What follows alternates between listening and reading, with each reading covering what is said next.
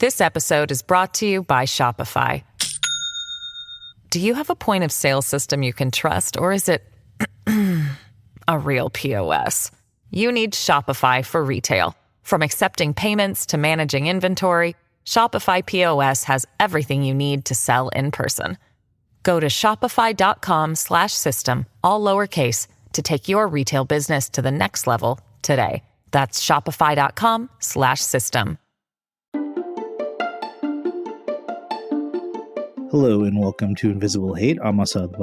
And I'm Saadia Khan. And today we're going back to 1996, up to a small town in Ontario, Canada. It's a clear Saturday night in September with an almost full moon.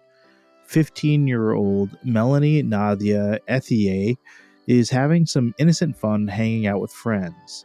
Her and her best friend meet up with Melanie's new boyfriend, Neil, plus 3 of his friends. They're going to rent a movie at a local video store and then find a place to watch it. They eventually decide to go to one of their houses, a house that is just 10 minutes away from Melanie's family's home. Towards the end of the night, the teens peel off one by one as their curfews approach. Melanie is the second to last to leave and says her goodbyes sometime between 1:30 and 2 o'clock in the morning. The friends that are left, including her boyfriend, watch her walk down Pine Avenue, and then they go back inside.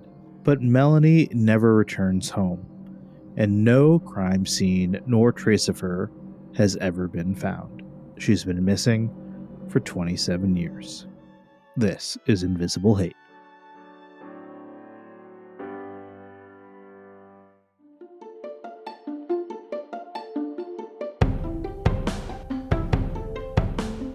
Welcome back to Invisible Hate, a weekly true crime podcast in which Saadia and I attempt to uncover the ugly truth behind various hate crimes, both recent and historical. Many of the cases that we discuss involve crimes committed against minority groups.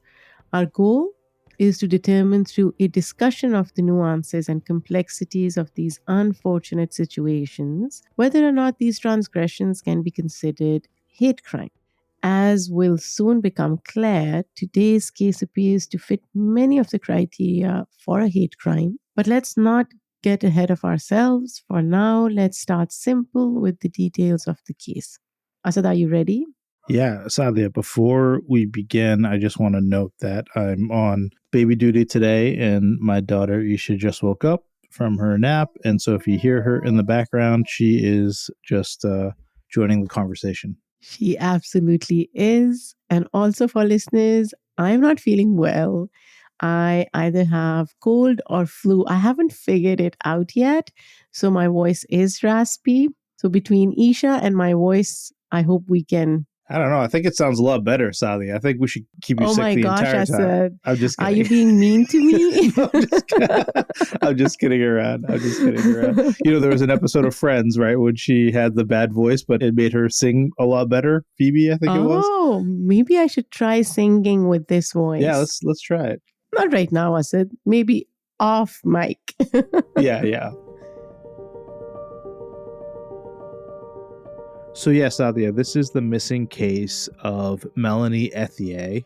Melanie is a responsible and independent girl and is often seen running errands around town. The day of her disappearance, on September 29th, 1996, she runs into her best friend, and together they run errands. They grab pizza, shop for ingredients to bake her grandmother a birthday cake, and pick up money she's owed for babysitting. Around 9 p.m., they decide to rent movies with her boyfriend of 3 weeks and some of his friends. All of them are from the local English-speaking high school, which is different from the French-speaking one that Melanie went to. They head back to one of the friends' houses, but are told they can't watch the movie there. Next, they try Melanie's house, where her grandma is visiting with her mom in the living room. Melanie asks if her friends can stay and watch the movie in her bedroom instead, to which her mom replies that, it's awfully messy. No, they can't stay there. So Melanie and her friends leave, and then they run into yet another friend. They walk around for a bit, and then they eventually end up at one of their houses, a person named Ryan, who lives on a street called Pine Avenue, just 10 minutes away from where Melanie lives. So this town seems quite small, Asad. They've already run into several friends, right? Yeah, so Saadia, the town, New Liskeard, is only about 4,400 people at the time. It's on the border of Ontario and Quebec and is known for agriculture and its secluded nature. Also, Melanie has a lot of friends there and is outgoing. And given that her mom is a single mom and that she herself is like a second mom to her much younger sister, Melanie is probably pretty mature for her age. So back to September 29th, the teens are quietly watching the movie in Ryan's basement while his parents are in the bedroom. And just to note that no drinking or drugs were involved as far as anybody is aware of. But by 1 a.m., two of the friends have left separately, and we find out later that the only other female, her best friend, is approached by a car on her walk of white and pale colored Monte Carlo. It appears to be occupied by two young men. The incident frightens her enough that she starts running to a better lit area, then proceeds safely to where her ride is waiting. Melanie leaves next, her boyfriend and their friend Ryan remaining behind. And, Saadia, the phone service at Melanie's house was actually recently cut because of an unpaid phone bill, so she can't call home for a ride. But, it doesn't really matter to her so much because it's a short walk, as I mentioned, just, 10 minutes away. It's essentially just going through 3 intersections, across a bridge, and then through a little back alley right by our house. But just to note, the route is really poorly lit and fairly busy. Melanie's mom, Celine, only realizes she's missing the next morning when Melanie's alarm clock wakes her. She assumes Melanie has slept over at one of her friend's house and had no way of calling her since, the phone service was cut. But, Melanie is pretty reliable and nothing like this really happens.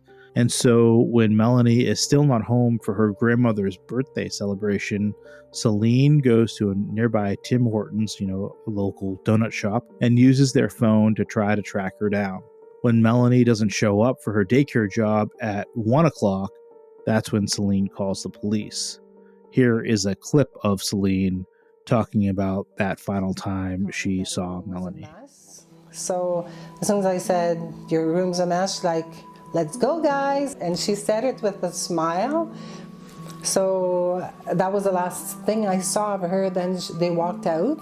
So she was in a good mood when she left the house. I walked to the sidewalk and I looked at them walk away, and then I asked myself, what am I doing here? I've never done that before, but I guess it was the last time I saw her. That is so sad. Asad, can you tell us more about who Melanie was? Yeah, so Saadia, Melanie was born in Canada to a white mother and a black father. Her mother was only 18 when she was born and returned to college 10 days after giving birth. Her father returned to Botswana, where he was from, though her parents were on good terms, apparently. She is raised by Celine and also has a sister, Jessie, as we mentioned, who is 5 at the time of her disappearance. The family struggles financially, but are close, happy, and resilient. Melanie is one of 3 black girls in the town. She's an honor student, speaks 2 languages, has lots of friends, and enjoys dancing. She also really loves kids and works at a daycare attached to her high school. She's described as bubbly, well-behaved, and super responsible, in charge of opening and closing the daycare alone. When she's older, she wants to become a teacher. In 1996, she's in the 11th grade. She's 5'5" and approximately 120 pounds. Her mom says there's nothing that she couldn't have done in life. It sounds like she has a really good head on her shoulders and is in a safe community. I said, I can't imagine she had any enemies. None that anyone knows of. She was not known to get into any trouble, Saadia. But you know what? Sometimes you don't even know who is planning stuff against you. And this is so sad. It just breaks my heart. So, what happens after she goes missing? Yeah, so the search begins the day Melanie is found to be missing. It is expedited perhaps because she is such a good kid and something is clearly wrong. Police retrace the route she would have taken home. They check surveillance along it. They canvass nearby homes and they question all of the friends that were with her the night that she went missing.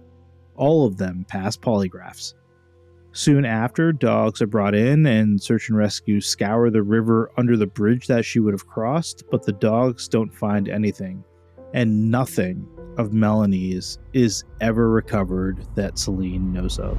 A credible witness, though, says they spotted her walking across the bridge the night before.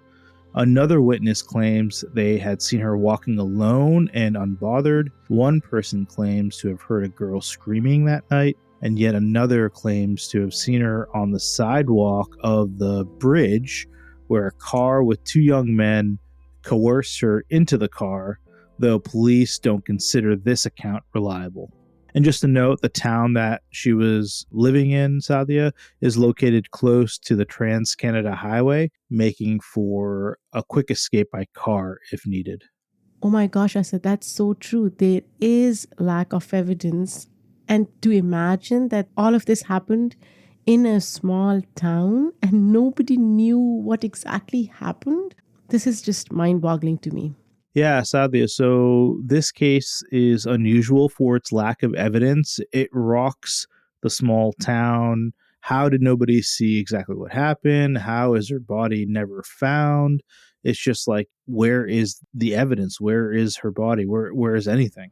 And, Saadia, they offer a reward and still nothing has ever come of it. There have been many potential sightings of Melanie's and theories as to what went down over the years, but the task force in charge disbands in 1998. But they also have two officers that look into leads for years, and those two officers and others interrogate over 300 potential suspects. Details from the crime have been submitted to PowerCase, which is a newish case management system that alerts detectives to similar circumstances in other investigations. And, Saadia, as of 2010, over 700 tips from 500 witnesses have rolled in. And remember, this was just a town with 4,400 people, so a lot of tips coming in. Yeah, for a long time, states in the US didn't report details of crimes to other states, which to me is stupid because it did make a lot of criminals get away with interstate transgressions. Our national crime database was established in 1967, but the system is much needed and I'm glad it was established, even though late. Yeah, so Saadia, for as many tips and witnesses as there are, few seem to be verified by police. The Ontario Provincial Police, also known as the OPP, who took over the case, remain incredibly tight-lipped to preserve the integrity of the investigation. All they've really said is that she was likely lured into a vehicle and killed, as she had no reason to want to leave the town. In 2020, so just recently, the OPP declassified some of Melanie's best friend's accounts of the suspicious vehicle that was seen, but that friend has remained anonymous, rarely speaks to the media, and now lives overseas. The only quote I could find from the investigators was an account by the Royal Canadian Mounted Police saying that, quote, all evidence and data collected to date would indicate that Melanie Ethier has met with foul play at the hands of person or persons unknown. So vague. Even after 27 years, I'm not sure how I feel about police holding details close to the West for this long when their investigation has yielded so little. Like 27 years is a long time. Yeah, so the OPP says that they don't want whoever is responsible to know what, if any, evidence they have Technology, amongst other things, has kept the case in the public eye, and if they reveal too much, they think it can be difficult for police to authenticate info. So I said, if the police aren't saying anything other than foul play likely occurred, what are some of the theories going around the town? Yeah, well, her boyfriend actually gets a lot of blame for not walking her home. He is called a murderer for years, which is, just awful. But, they only dated for 3 weeks, and police seem to have cleared everyone who was with her that evening. In addition to the suspicious vehicle that approached her best friend, a girlfriend of one of the 3 boys who they'd run into before heading to Ryan's house says she is stopped on the street by a white van that night. And that person says that she was asked for directions by 2 unkempt men, indicating they were from out of town, and is frightened when her dog starts barking loudly. The same van and one of the men inside are also seen by an employee of a video store where Melanie and her friends rented that movie. He didn't look like he was in there looking for a movie. He just looked out of place, and he gave me the heebie-jeebies. And I even thought to myself, I'm going to get a license plate number. So I looked out the window, but where the van was parked, the light was out above it, so I couldn't see anything. So this employee is spooked enough to call her dad for a ride home that night after work. Police come into the store to verify that Melanie and her friends had been there, but never questioned this employee. We're going to take a quick break. When we come back, we'll cover even more thoughts on what might have happened to Melanie. This is Invisible Hate. This episode is brought to you by Shopify. Do you have a point of sale system you can trust, or is it a real POS? You need Shopify for retail. From accepting payments to managing inventory, Shopify POS has everything you need to sell in person.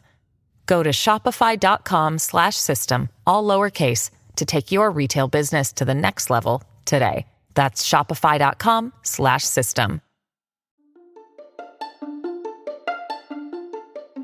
Welcome back to Invisible Hate. Asad, you were going to share some theories on what happened to Melanie? Yeah, so Saadia, oddly enough, Melanie has a few lookalikes who live in town or nearby, which may account for supposed sightings of her that were inaccurate or a case of mistaken identity.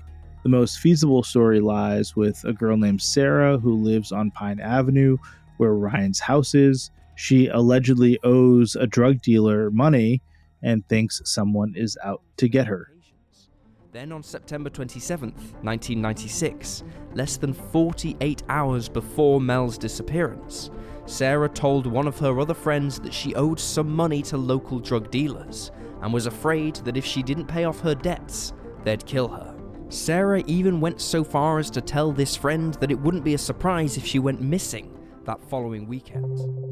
And there's another theory, Saadia. Celine, you remember that's Melanie's mom, has long suspected Dennis Lavelle, the boyfriend of her childhood friend Sylvie Chartrand, and a friend of the Ethier family. This guy Dennis turns out to be a child predator and brings up the investigation with Celine often. Around 3 days after Melanie disappears, Dennis drives Celine to a psychic and shows her nail marks down his arm that he claims are from him and Melanie, quote, play fighting, saying that Melanie would have fought hard against whoever took her. The scratches look recent, though Dennis claimed he'd been fishing the weekend she disappeared and hadn't seen Melanie. About 10 years after the disappearance, Dennis actually lures Melanie's younger sister into a hotel room, strips naked, and makes inappropriate comments to her. Yeah, really crazy stuff. Twice he calls Celine saying he is suicidal, and she thinks he is going to confess to murdering Melanie, but he never does. Celine and him set up a time to talk, but shortly beforehand he has a stroke and he dies. He is never investigated by police before his death. This to me sounds so bizarre. I mean, how can you explain that odd behavior? So, Saadia, there are a bunch of theories that they think happened. One is that Melanie was sex trafficked. Another that she was abducted by her estranged father. Another is that she drowned in the river. And another is that she was hurt by friends she was hanging out with that night. And all of them seem to have been ruled out. So, Asad, do we think this was a hate crime? Yeah, so Saadia, early in her disappearance, it is considered that it was likely racially motivated. Like I said, she was one of 3 black girls in town, and there are active white supremacists in the area in the 1990s, including some that committed murder about 20 minutes away a couple months before she was abducted. It's a strong enough theory that the 2 other black girls are actually monitored by police just in case they are targeted. Celine, however, feels that Melanie didn't encounter much prejudice in town. Another of the black girls and Melanie's sister remark that it was hard to grow up there, though. Also, several girls were approached by strange vehicles that night, and they weren't all people of color. This is a tricky one, Asad. You're right. On the one hand, she is one of the 3 black girls in town, as you mentioned. And there are active white supremacists in the area in the 90s, right? So that makes me think it may be racially motivated, but if it was happening to other girls who weren't all of color, then it may just be a random act of violence perpetrated against Melanie. So I'm not sure, Asad. I'm on the fence. But where does the case stand today? Yeah, so Saadia, surprisingly, it's considered active, and there's still a $50,000 reward for info leading to an arrest and conviction. Some of Melanie's missing posters were still up as of 2020. The story is kept in the headlines by a bunch of things, including the podcast, including a YouTube series, a spiritual medium, new technology, and a local group that is really committed to solving missing persons cases across Canada. As for Celine, who still lives in that same town, she runs a Facebook group that's called Let's Work Together to Find Melanie, with almost 15,000 members. As of 2021, Saadia, she's been receiving tips every day saying she's heard just about everything from Melanie being burned to dropped in a mine to put in a wood chipper. She's felt that Melanie was dead since day 3 of the investigation, and that Dennis is likely responsible, but ultimately just wants to find Melanie's remains and give her a place of rest. She said the ongoing case has felt like one long funeral. Yeah, so there are a lot of ways that you can help. I think the biggest thing is you can check out Celine's Facebook page. We'll have a link to that in the show notes. And we'll also have a link for you to be able to report anything directly if you have any information about this case. Thanks so much for listening to Invisible Hate. If you want to learn more, check out links in the show notes about the case. Please email us your thoughts on this story or any other story that you think we should cover. You can reach us at info@invisiblehatepodcast.com. You can also tweet us or hit us up on Instagram. Just search for Invisible Hate Podcast. If you like what you hear, please share it with a friend. Invisible Hate is a joint production of Refilion Media and Immigrantly. We would like to thank our team, which includes Emmanuel Monahan, Michaela Strather, Lindsay Gamble, and Parama Chakravarti. Our music was done by Simon Hutchinson. We'll be back next week with another hate crime for us to analyze. Until next time, I'm Saadia Khan. I'm Asad Butt.